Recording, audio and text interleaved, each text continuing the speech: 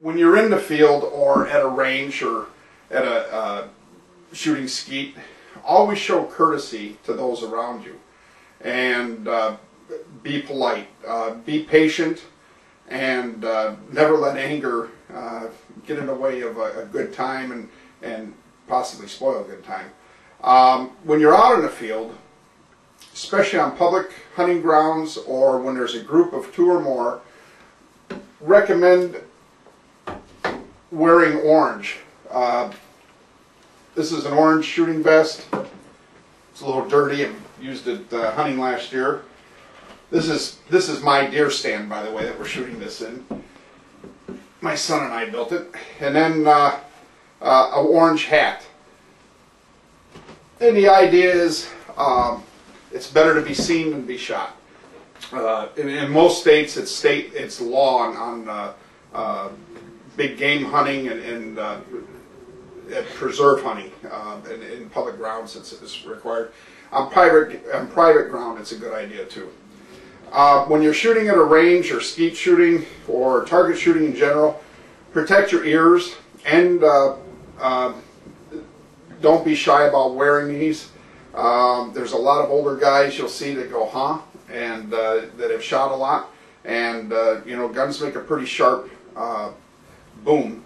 And that can scar your eardrums, and when you get older, that's why you go, huh? Know the terrain that you'll be hunting in. Probably the best example I can give of that is a friend of mine went hunting out in Alaska and wasn't prepared for, there were vast, like, boggy areas that were water probably up to halfway up the knee and stuff. If he had known about it, he would have wore hip boots probably, or higher boots. As it was, he just wore ankle-high boots and for weight, because he knew he was going to be traveling quite a bit of ground walking. And he suffered quite a bit, got sick, and it ruined his hunt. Other examples would be hunting in the mountains and not having proper warm weather gear.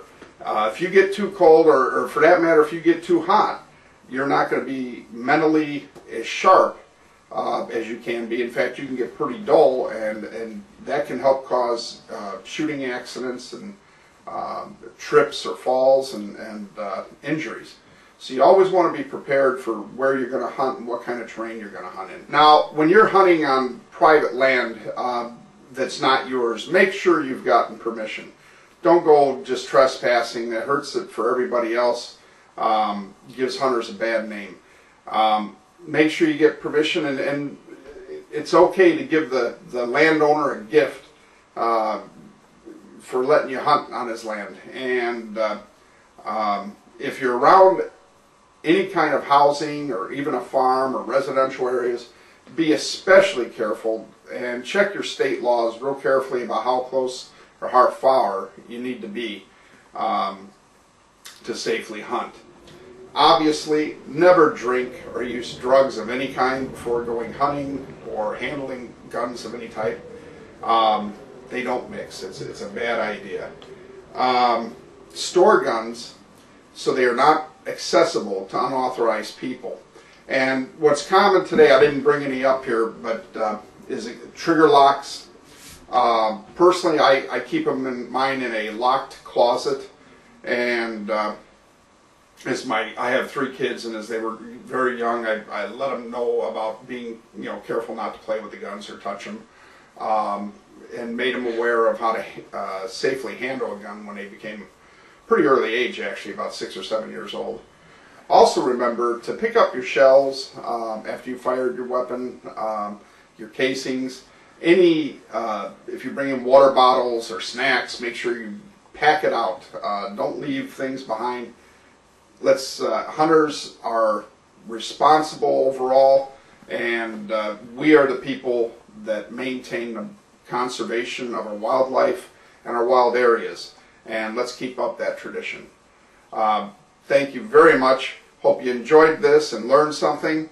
Do recommend highly you take the hunter safety or gun safety certification class with your state, and happy hunting.